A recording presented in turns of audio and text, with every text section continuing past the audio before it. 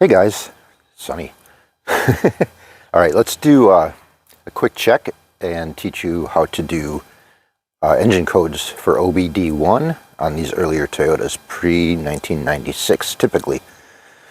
There are a few 94s, 95s, maybe 94s out there that have OBD2, but it's super uncommon. So 90-ish through 95, this is going to be the way.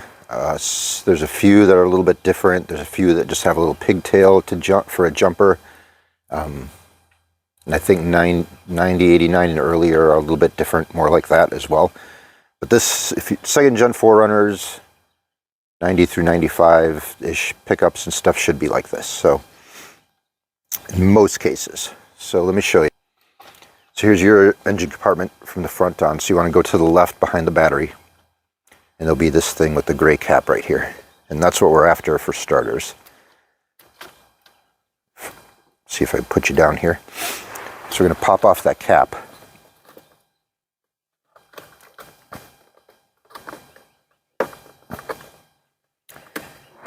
It's got a little hinge on it, but mine's broken, so mine just comes off all the way, which is convenient because I can show you. So in here, you can see that there's letters and numbers. So over here you can see there's one that says, see if I can get it to focus. So you see there's one that's E1 and TE1. So kind of right here in the middle, upper right, and then in the center there of the 6 pattern there. So over here, you just match it up like that and take a look. And then what we're going to do is jump those two terminals, E1 and TE1. Just get a paper clip, bend it into some kind of jumper shape, something that'll work. And just poke it into E1 and TE1 to bridge those terminals like that. Okay, so top down, you can see I went to the very middle there, which is TE1, and the upper right corner, which is E1. That's all you do into there. And we hop in, find our keys.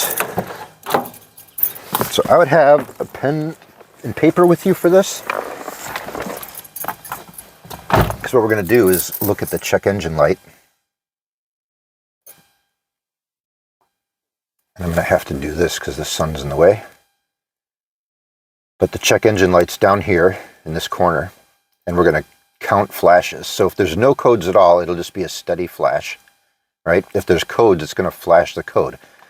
So there's going to be flash, flash, flash, whatever the first number of the code is, then a short pause, and then it's going to flash the second number of the code, and then there's going to be a longer pause, and then it'll repeat that pattern for any more codes that's in there. So as many codes as you have, it'll repeat that pattern. So flash, couple flashes for the first number, short pause, flashes for the second number, long pause, and then repeat.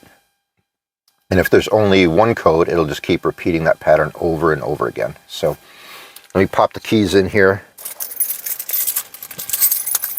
and we'll see what we got. Because I have a check engine light.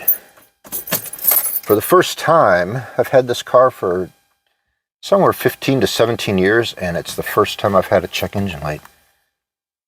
If I can hold this with my hand and make a shadow, let's see what we get.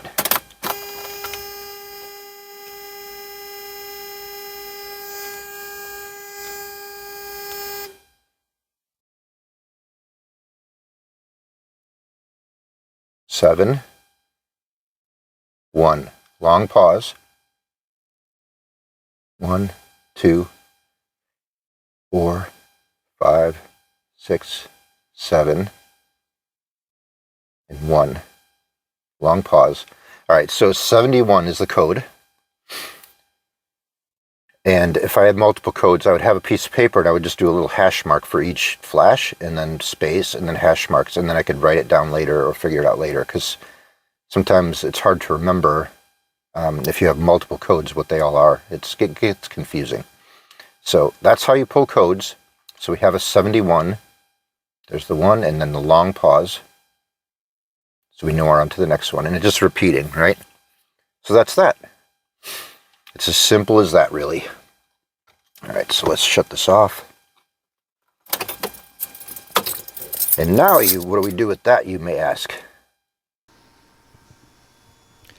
Okay, now, what do? We have code 71, and this has been hilarious because I recorded this a few times, and the microphone I was using keeps messing up.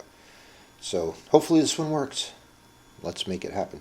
All right, so you go to my website, agilewoodsman.com, and go down a little bit, or you could go at the top here, but we have knowledge base and resources, or up here, second gen 4Runner resources. Either one works.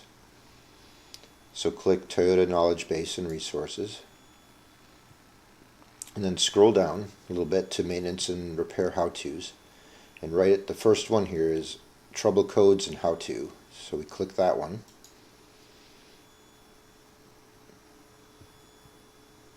And then here it gives you a visual of how to do the OBD1 like I showed you.